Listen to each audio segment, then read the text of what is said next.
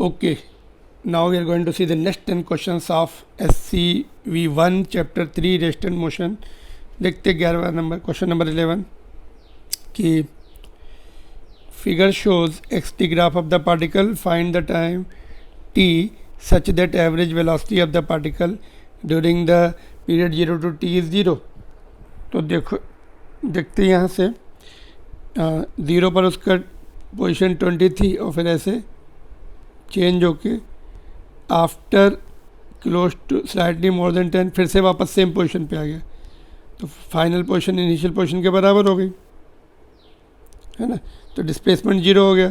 तो this is close answer, close to what is called 10 से थोड़ा ज़्यादा है तो क्लोज टू 12 है ये. अगर हम इसको ये ब्रेक करके देखें, यहाँ पे 15 होगा, यहाँ पे 12.5, तो क्लोज टू 12. ठीक है.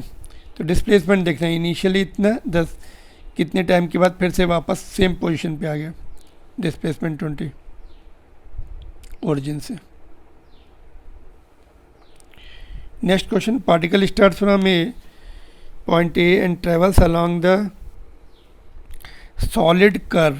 ये वाई दिया, ये एक्स दिया है, तो ये रियल पाथ दिखा रहा होगा इसका. Find approximately the position of B of the particle such that the average velocity between A and B has the same direction same. ठीक है. तो कर्व पे जो हम टेंजेंट ड्रॉ करते हैं वो इंस्टेंटेनियस डायरेक्शन देगा. ऐसे यहाँ पे तो इधर जा रही होगी, यहाँ पे तो नीचे आ रही होगी. ये पोजीशन देखें यहाँ से यहाँ तक, तो एवरेज डिस्प्लेसमेंट जो है arrow drawn from this position to this वही है, और जो कि इंस्टेंटेनियस डायरेक्शन है उसकी, है ना. इंस्टेंटेनियस तो ये है एरो पे, बट एवरेज जो है, एवरेज वेलोसिटी जो है कैसे, एवरेज डिस्प्लेसमेंट पे डिपेंड, आई मीन डिस्प्लेसमेंट की डायरेक्शन पे डिपेंड करती. डिस्प्लेसमेंट ऐसे आएगा initial to final position, yes sir no. ये इनिशियल, ये फाइनल, मतलब पार्ट ऑफ द जर्नी के लिए जहाँ पे दोनों सेम हो रहा है वो फाइनल बोल रहे हैं, अदरवाइज आगे भी जा रही हो. ठीक है. तो that's how you have to identify. तो यहाँ पे करस्पॉन्डिंग पोजीशन कितने मीटर पे होगी, 4 और 6 के बीच में आ रहा है तो क्लोज टू 5 मीटर. और इधर की वाई कितना होगा, वो भी 5 के आस नहीं, वो 4 और 3 के बीच में, सॉरी 2 और 4 के बीच में, तो 3 होगा. तो y3 x5. An object having the velocity 4 is accelerated at 1.2 for 5. Find the distance traveled. तो s is equal to half ut plus half at square. ठीक है. इनिशियल वेलोसिटी है तो ut भी लेंगे, तो 37 आ जाएगा. वैल्यू पुट करने के बाद सारी वैल्यूज डायरेक्ट दी है इसमें. Question number 14, person traveling at 43.2 km per hour applies the brake, giving a deceleration of 6 to his scooter. How far will it travel before stopping? तो ये पहले मीटर पर सेकंड में निकाल लो 5/18 से, तो इट कम्स 12. ये 12 आता है, 5/18 से करेंगे एग्जैक्टली 12 आएगा. तो 12 से जा रहा है, बाद में ब्रेक लगाए तो 0 हो गया. कितना रिटार्डेशन है, 6 इंटू एस. सॉल्व करेंगे तो 12 आ जाता है. Nothing big deal in this. Train start from next question 15 तो रेस्ट से स्टार्ट हो रही है, moves with the constant acceleration इतना फॉर हाफ मिनट 30 सेकेंड मतलब. The brakes are then applied and train comes to rest in 1 minute. बाद में 1 minute में रेस्ट पे आ रही है, उसका मतलब एक्सेलरेशन रिटार्डेशन थोड़ा कम है पहले के कंपेयर में, जितना एक्सेलरेशन टाइम ज़्यादा ले रही ना. Now find the total distance moved by the train. 2 part में, पहले ऐसे गई फिर इधर गई, तो यहाँ तक पहले स्पीड निकाल ली. तो पहले हमने 2 पार्ट में करेंगे. S is equal to half at square, यहाँ तक का 30, हाफ मिनट का आ गया 900 मीटर. फिर यहाँ की स्पीड भी निकाली इस पॉइंट पे 30 सेकंड के बाद v equal to u plus 80 से 60 आ गई. फिर उसके बाद ब्रेक लगाए तो अच्छा ये जो 60 होगी सेकंड पार्ट ऑफ जर्नी की इनिशियल वेलोसिटी हो जाएगी।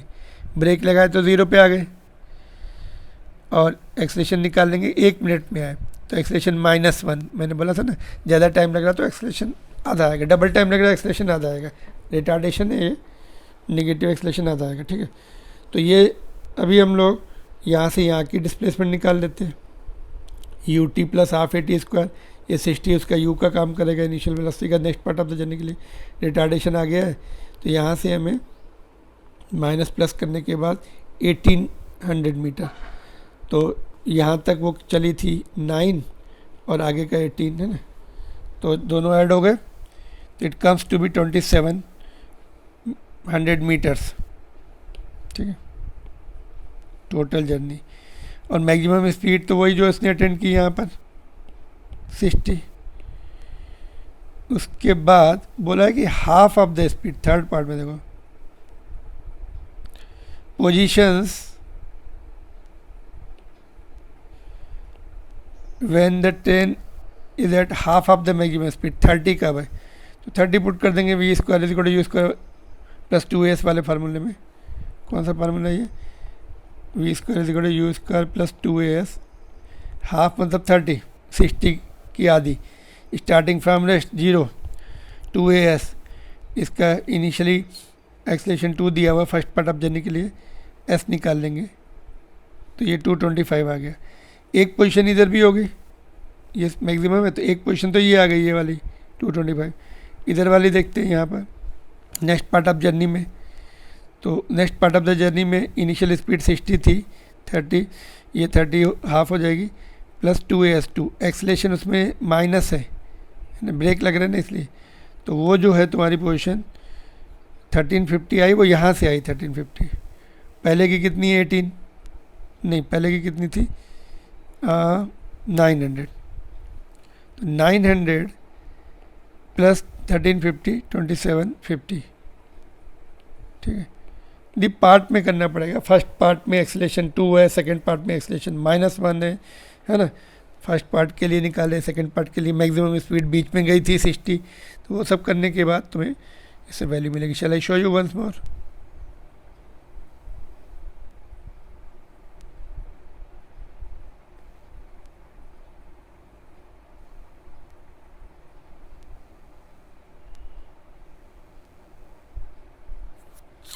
All right.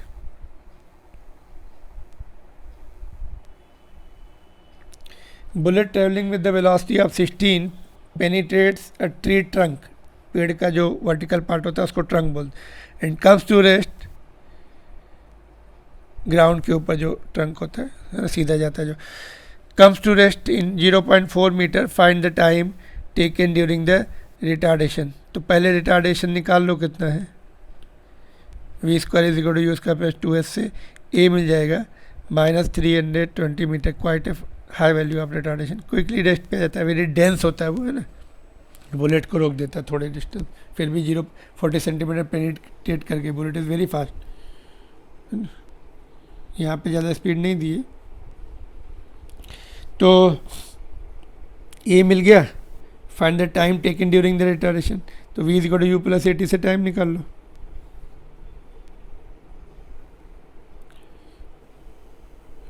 Bullet going, similar question, going with the speed 350 enters a concrete wall and penetrate a distance of 5 centimeter before coming to rest. Find the destination. Direct question. U दिया V0 और S दिया, centimetre में metre में convert कर लो।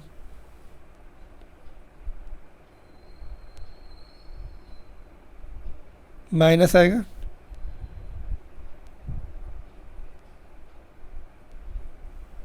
Eighteen. Particle starting from rest moves with the constant acceleration if it takes 5 seconds to reach the speed of 18. तो average velocity निकालनी है तो डिस्प्लेसमेंट निकालना पड़ेगा। टाइम तो दिया है कितना 5 सेकंड का, तो स्पीड भी दी है, तो पहले एक्सेलेरेशन निकाल लेते हैं, फिर डिस्प्लेसमेंट निकाल लेंगे, फिर एवरेज वेलोसिटी आएगी। तो v is equal to u plus 80 से एक्सेलेरेशन आ गया, डिस्प्लेसमेंट निकाल लिया 12.5 5 सेकंड में आया था ये डिस्प्लेसमेंट, तो डिवाइड कर दिया तो उससे एवरेज वेलोसिटी मिलेगी। Important question.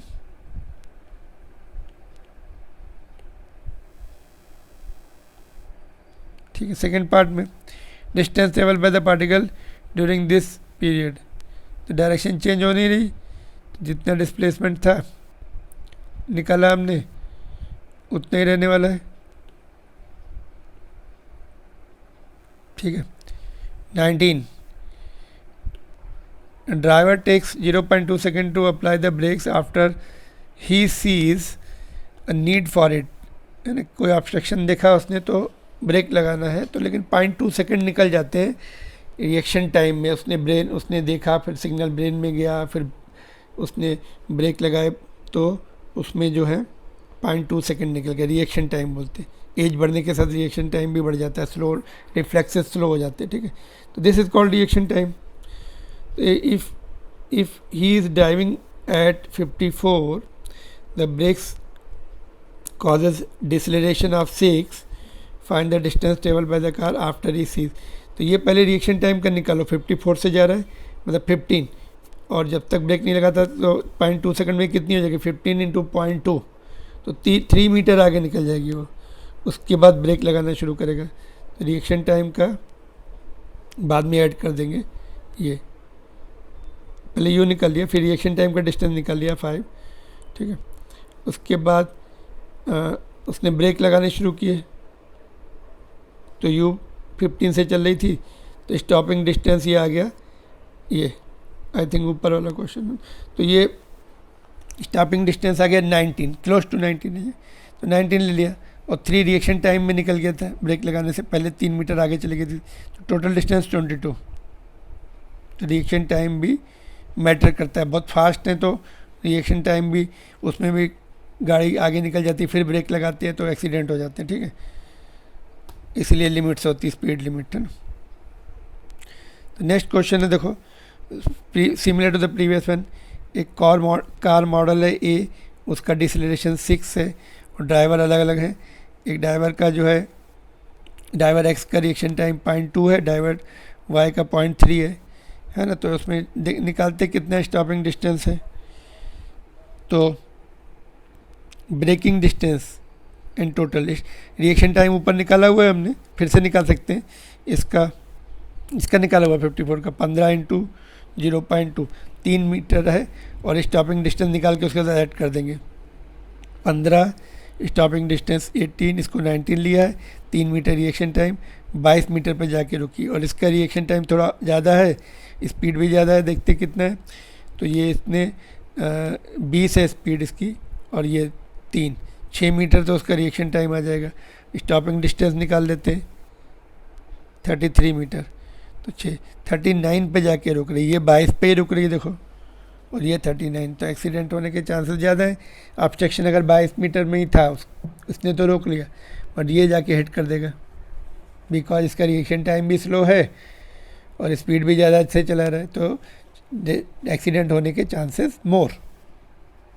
ठीक है, फॉर सेम कार। ऐसे इसमें भी देखो, इसका डिसलेरेशन ज़्यादा है, ब्रेक्स अच्छे हैं इसके, 7.5 है इसका ब्रेकिंग एक्सीलरेशन। तो इसका यू, इसका जो ड्राइवर है जिसका रिएक्शन टाइम कम है, तो देखते कितने उस पर रोकता जाए। तो स्टॉपिंग डिस्टेंस निकाल लिया, v square is equal to u square plus 2a से, तो ये आ गया 15 है ना, तो ई की वैल्यू 15 आ गई। और एफ टोटल, तो 3 वो ऐड कर दिया, इसका भी 54 ही है अभी, तो अभी भी 3 आएगा। 17 पे रोक रहा है वो, ब्रेकिंग अच्छी है, पहले जो है वो 22 पे रोक रहा था, अभी 17 पे रुक रही गाड़ी। और दूसरे वाले का देखते रिएक्शन टाइम, अभी रिएक्शन टाइम जो है जिसका ज़्यादा है, तो उसका स्टॉपिंग डिस्टेंस के लिए कैलकुलेशन किया, 27 आ गई। रिएक्शन टाइम जो है कितना था, 6, उसका 6 + 27, 33 पे रोक पा रहा है, पहले 39 पे रोक रहा था, अभी 33 पे, कम से कम 6 मीटर पहले रोक रहा है, बिकॉज इसके ब्रेक्स अच्छे हैं, ब्रेकिंग जो है गुड। तो this much only. Next class में will see the further question. Thank you very much. Just you can see the solution.